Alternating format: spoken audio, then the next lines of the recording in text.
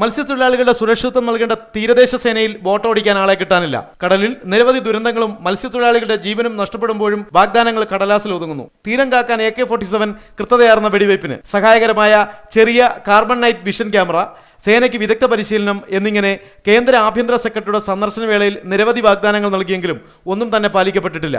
തീരദേശ സേനയിൽ അംഗബലം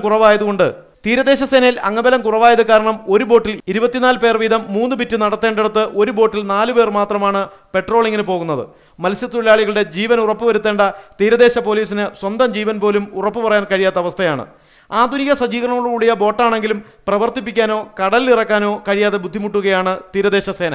എല്ലാ സജ്ജീകരണങ്ങളുമുള്ള 3 ബോട്ടുകളാണ് നീണ്ടകര തീരദേശ പോലീസിനുള്ളത്. സ്രാങ്കും ഡ്രൈവറും ഒന്നുമില്ലാത്തതിനാൽ എപ്പോഴും വിശ്രമത്തിലാണ് ഈ ബോട്ട്. ഒരു ബോട്ടിൽ 2 സ്രാങ്ക്, 2 ഡ്രൈവർമാർ എന്നിവരുൾപ്പെടെ കുറഞ്ഞത് 6 പേരെങ്കിലും വേണം. അങ്ങനെ 3 ബോട്ടിലും കൂടി 18 ബോട്ട് ജീവനക്കാരാണ് വേണ്ടത്. നിലവിൽ 2 പേർ മാത്രമാണുള്ളത്. താൽക്കാലിക നിയമനവും തുച്ഛമായ വേതനവുമാണ് ഈ ജോലിയിൽ നിന്നും പിന്തിരിപ്പിക്കുന്നത്. ആളില്ലാതെ ബോട്ട് വെള്ളത്തിലിറക്കാൻ കഴിയാതെ വന്നതോടെ താൽക്കാലിക നിയമനത്തിന് അപേക്ഷ ക്ഷണിച്ചെങ്കിലും ജോലിക്ക് യോഗ്യരായ 2 പേർ മാത്രമാണ് എത്തിയത്. നിരവധി പേർ ഇന്റർവ്യൂവിനെത്തിയെങ്കിലും 35 വയസ്സിന് മുകളിൽ ഉള്ളവരായതിനാൽ ഇവരെ ഒഴിവാക്കേണ്ടി വന്നു. സ്രാങ്ക്, ഡ്രൈവർ എന്നീ ജോലികളിലേക്ക് പരിശീലന സർട്ടിഫിക്കറ്റ് ഉള്ളവരെ മാത്രമേ നിയമിക്കാൻ കഴിയൂ. 6 മാസം വീതം താൽക്കാലിക നിയമനങ്ങൾ നൽകുകയാണ് ചെയ്യുന്നത്. ദുഷ്കരമായ ജോലിയും ശമ്പളക്കുറവും കാരണം വരുന്നവർ ജോലി ഉപേക്ഷിച്ചു പോവുകയാണ്. നിലവിലുള്ള വേതനത്തിൽ ബോട്ടോടിക്കാൻ ആളെ കിട്ടുന്നില്ല. ഇത് കാണിച്ച് തീരദേശ പോലീസ് സേന നിരവധി തവണ സർക്കാരിന് കത്ത് നൽകിയെങ്കിലും സർക്കാരിന്റെ ഭാഗത്തുനിന്ന് യാതൊരുവിധ നടപടിയും ഉണ്ടായിട്ടില്ലെന്ന് ഉദ്യോഗസ്ഥർ പറയുന്നു. നിലവിലുള്ള പോലീസുകാർക്ക് ബോട്ടോടിക്കാനോ അത്യാധുനിക ഉപകരണങ്ങൾ ഉപയോഗിക്കാനോ അറിയില്ല.